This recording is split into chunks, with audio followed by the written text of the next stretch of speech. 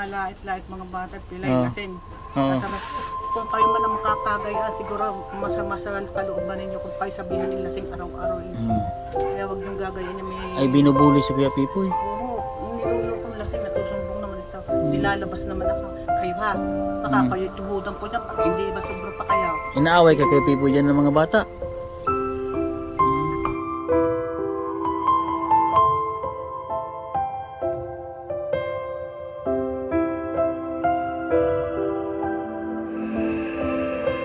Ayan po mga kabayan, magandang tanghali po sa atin lahat. Ngayon po ay kasama ko po si Sir Paul, sa Idol po kong biyahero. At meron lang po akong i-update po sa kila Kuya Pipoy. At maraming salamat po sa Ma'am Helen po ng Hong Kong, yung sponsor po nila Pipoy, yung nagpadala po ng tulong sa akin dati. Ayan.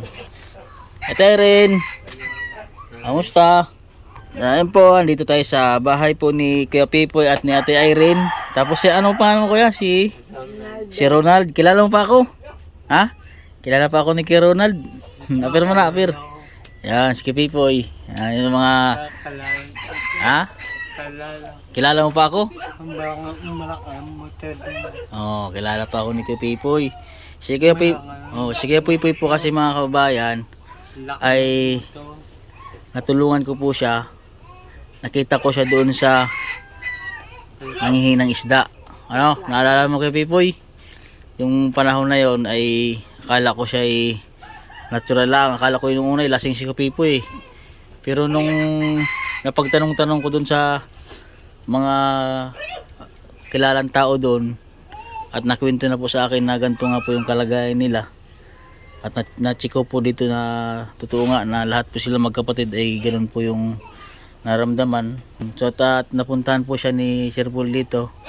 Ayun, maraming salamat po Idol at dahil po at sa kanya ay magkakaroon sila ng pag-asa sa buhay. Ano, Ate Erin? Ha? Masaya ba siya Ate Erin?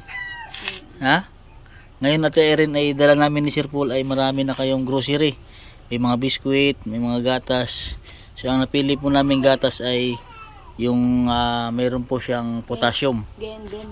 Ganun din ang binili niyo. Yung Aberba Adult. Oo. Ha? Tapos meron din mga saging na dala kami ni Sir Paul. Ha? Wala pa kami anlin. Anlin. Sa sunod na lang tayo bibili ng anlin. Ano? At yung saging, sabi ni Sir Paul ay kainin nyo ng kahit mas mabisa po daw yan pagkahilaw yung saging. Ha? Kasi huwag kayong pabaya sa pagkain. Nakasaka kayo. Ha? Nakasaka. Saan? Nakasakay ka sa wheelchair? Oh. Anong nagpa-check up kayo? Ano pa siya ko? Kami binituan. Pinidyohan kayo? Bigla kami ng tulong. At huwag kayo mag-aat, nandito naman na kami para tulungan kayo. At dahil si Sir Paul ay ngayon ko lang nakitang umiyak ng ganon sa lahat ng kanyang natulungan na siya ay humagulhol sa iyak sa inyo. Oh. Ha? Oh, iyak din si Sir Paul pag iyak mo ano? Tapos mga ate. Oo. Mga ate miyak tayo. Oo. Dahil ikaw ba si Kuya Ronald kasi ay malalanay sa kanya kay Kuya Pipoy. Si Kuya Pipoy kasi ay Nakakakbang pa. nakakakbang pa ano. Si Kuya Parang mabagal lumakad. Oo. Si Kuya Ronald ay hirap na talaga siyang maglakad. Na Kuya Ronald. Ay wag mawalan ng pag-asa Kuya Ronald ha. Gustong ramdam ko po kanina habang ini-interview po sila ni Sir Paul. Lalo na si Kuya Ronald. Ronald po siya no. Ramdam ko po yung sa sarili niya na gusto niyang gumaling. Si Kuya Ronald at saka si Kuya Pipi at si Ate Helen. Ano? Dati ba Kuya Ronald ay malakas ka? Nakakalakad siya ng maayos? Tsaka nakakabiyahe po ng malayan. Nakakabiyahe ka ng balayan dati? Dati Oo. walang papa. Ikaw dati? Kailangan Oo. walang baba. Hindi ko pa ganyan. Oo. Ngayon, hindi mo lang Ay ilang taon si Kuya Pipoy nung nagkaganyan siya nagsimula? Lenapto po kami nung kami nagkasimula. Ay 20 years old pataas. Sabi po ni Doktor, Pag po doon nagbente ang anak ko, kumagay patingnan ko po Oo. buhay pa ako. Kailangan pa-check nyo yung anak nyo. Dahil baka po damumanan ng anak ko. Si Kuya Ronald ba ay ganun din? Bakon, habang natanda kami, nandalang sa kapatid. Habang natanda. Hindi ko na po inaasama na po check up. Gawa po, wala po mag-aakay ay.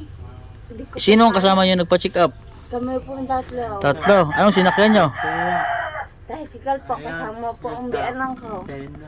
Ay, ang biyanang ko nga po ingatakan ng high blood. Opo. Go, makain din nga po. Anong sabi sa inyo ng doktor nung kayo na-check up? Kung tama daw po ang research niya sa cellphone, Hmm. na ang sakit namin inaman na namin sa aming ninuno. Kahit daw po anong gawing gamot, Oo. ay kung gagamot, mawala. Nawa- Mapatigil, babalik din. Naawa sa inyo doktor. Opo, pinitsaran po kami dun eh. Nag-iyakan daw kayo sabi ni nanay yung biyanan mo. Iyak din ng doktor. Ha? Pati yung bakla, umiyak na rin. Ah. Ito po kasi ang bali biyanan po kayo ni Ate Irene na. Ano Ate Irene, biyanan mo si nanay. Kayo po yung nagsama kila Ate Irene sa hospital. Kailan po kayo nagpunta doon? Buong isang araw lang. Isang araw lang. Po yata. Merkulis. Ano po ang sinakyan pupunta doon sa Sige. tricycle? Ano po ang sinabi sa inyo ng doktor sa kanila? Ang sabi ko ng doktor ay nibigyan ng resita pag inihingi mo ng tulong doon sa liyan Mm. at para baka daw mayroon silang stock na gayang gamot. Oo. Hindi alam ng doktor na tulungan namin sila. Hindi. Hindi pa alam. Oo. So maraming salamat po sa mga doktor po ng Kalatagan diyan sa Medicare. Medicare po ano. Sila nagpagamot. At baka hindi siguro nila alam na ganun. Na natulungan namin kayo. Sabi nga po ng doktor niya na po doon siya nakakita ng pasyente na isa ang sakit. Sabi ng doktor? Magkakatulad pa kami. Ano bang ginawa sa inyo noon? Nag-laboratory kayo? Anong ginawa po sa kanila, Nay? Kulang daw po ang gamit sa Medicare. Ah, Kailangan po daw kami magpatingin sa malaking ospital. Sa espesyalista, mga ganun. Layo, ano. So, huwag kayong mag-alala dahil babalik kami sunod na araw at sasamahan namin kayo na doon sa espesyalista. Doon sa Kalaka, sabi sa akin ni Idol, ni Sir Yung Paul. nga po daw, Oo. yung doktor sa Medicare, kilala po daw niya ang mga doktor sa Kalaka. Hindi ko lang po kilala ang doktor ng tita eh. Si Kuya Pipoy, buti si Kuya Pipoy at talagang kahit utal-utal. Ang impektado sa mga yan Ano, paningin, Utak? niya, pananalita. sabi ng doktor. Ano ba ang nagbabago sa inyong katawan? Yung pakiramdam nyo lang po, pakiramdam lang. Ako naman po, wala akong alam yun. Wala kayong naramdaman. Bigla lang kayong naging ganyan. Yung pang ano mo Ate Erin, yung paningin mo, nalabo. Malabo po. Nalabo. Ako, Nakikita ko. anong- Malaki po kayo. ay, anong Mga- anong itsura na malabo bang ano? Hindi po, Hindi. yung po sa cellphone, yung mga text messages, Ah, po hindi ko mabasa. makita. At saka yung po sa notebook, hindi ko mabasa. Oh, nakita daw ako ni Erin dahil malaki nga daw talaga ako. Si Kuya Pipoy, malinaw pa ang paningin ni Kuya Pipoy. Minsan po Malabo. yung niya. Sabi, hindi nakaririnig. Si Kuya ano kasi ang medyo hirap ng magalakad. Ito sa dyan mga Si Kuya Ronald ang medyo talagang ano na, kapit na siya. itinuturing ko ng anak at wala nang mga magulang dito na pumunaw ang magulang niya. Yung kanyang kapatid is talagang pagkakalaki ko ng sakripisyo namin. Yung kapatid nila po. Oo. Ilang taon lang Pati ang kanyang magulang na po. 27 kayo po. na lumaki ang ganun. Hanap ako ng lukbang malaki para masapula ang Bakit ano pong naku, napakahaba ang posisyon ng aming pinagdusahan doon. Ako ho lahat ang nagkaano doon.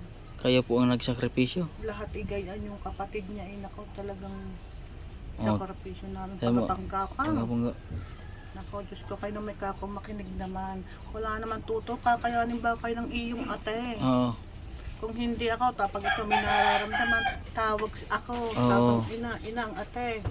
Dapat Ay, naman, makinig kayo. Inaano rin nyo nga si Pipo, Inaanoin niyo nga si Watag. Mm. Ito, ayun, Ngayon, napakabait ng yung biyanan. Sakripisyo ko lang. Oo. At pasalamatan niyo si nanay dahil pambihira lang makita ng ganyan biyanan Sadyahong na mabait. talagang walang Yung iba yung hindi naman sa lahat, pero yung iba walang pakialam. Oo. Maswerte ka, Ate Erin, dahil kahit ganyan na yung kalagayan ninyo, kung sa tutuusin talagang ano yung kinanay, ay hindi pa rin kayo pinahubayaan. Ito inalait-lait mga bata, pilay Oo. lasing. Oo. Kung kayo man ang makakagaya, siguro masama sa kalooban ninyo kung kayo sabihan ilasing araw-araw. Mm. Kaya wag niyong gagayan niya may... Ay binubuli si Kuya Pipoy. Oo, nilulokong lasing, nagsusumbong naman ito. Dilalabas naman ako. Kayo ha, baka kayo tuhudan ko niya, pag hindi ba sobra pa kayo. Inaaway kay Kuya Pipoy dyan ng mga bata. Mm. Kayo kayong ganyan, Mm. sabi kong gayon. Ay yung mga bata dito sa mga panood ay sana naman ay huwag ganoon dahil masama yun. Hindi niyo po alam kung ano po yung naranasan nila sa buhay nila Kuya Pipoy, pamilya po nila Ate Irene, na ganoon yung sitwasyon nila. No, dapat po ay tulungan natin sila, hindi natin ganoon, hindi natin sila bubuluhin. Kuya Pipoy ano? Si Kuya Pipoy po ay binigyan po ni Sir Paul ng regalo. Masaya si Kuya Pipoy oh. Ngatang Grabe yung regalo ay binigyan ni Idol Pugong Biyahero. Ipakikita sa kanyang jowa, ayan. Grabe yung G-Shock. Mamahalin. Sobrang saya ni Kuya Pipoy Kaya ka ba? grabe, sobrang saya. salamat. Ano masabi mo kay Pipoy kay Idol Pugong Biyahero? Salamat po. Ayos. Thank you po. Ayun, thank you sir. Ayos, ganda ano. Ayan, sa Ate Irene ay kaya ko Nay, maraming salamat po Nay sa pag-alaga niya po sa Hindi ko malilimutan. Ayun, Kila Ate wala Irene. nang tutulong na iba. Unang-unay ako kalapit. Oo. Maraming salamat po Nay ha. Sa tulong niyo po para sa kanila. Bahala na po ang Panginoong Diyos ang magbalik sa inyo. Ayun. Ay maging malakas po kayo palagi. Ate Irene, Hello. kaya nandito ako, naalala niyo si Ma'am Helen ng Hong Kong, yung nagbigay sa Nagbigay po ng grocery. grocery bigas. Po ako ng 7,000. Oo, yung tira ang binigay ko sa iyo. Ay si Ma'am ay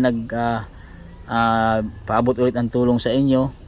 Nagpadala si Ma'am ng 10,000 pesos. Ayun ay gagamitin natin sa pagpagamot nyo. Bibili ng mga resita para mas marami kayong gamot. Ari ay papaabot ko na dun kay Sir Paul at bibili kami ng mga gamot niyo ngayon na maraming gamot para sa inyong tuluyang paggaling. Tapos pag nandun tayo sa hospital na, malalaman natin kung ano yung talagang sakit nyo. Mabibigyan na kayo ng gamot. Ha, Irene? So marami naman kayong bigas at pagkain ngayon. Uunahin natin yung paggamot nyo, pagpagamot nyo ha, na maging okay kayo. Kailangan nyo maraming gamot kung ano man yung resita sa inyo, Irene ha. Ano masabi mo kay Ma'am Helen ng Hong Kong? Salamat po sa binigyan niya tulong. Ayun. At mayroon na kakaroon na kayo ng pag-asa sa buhay na magagaling na kayo.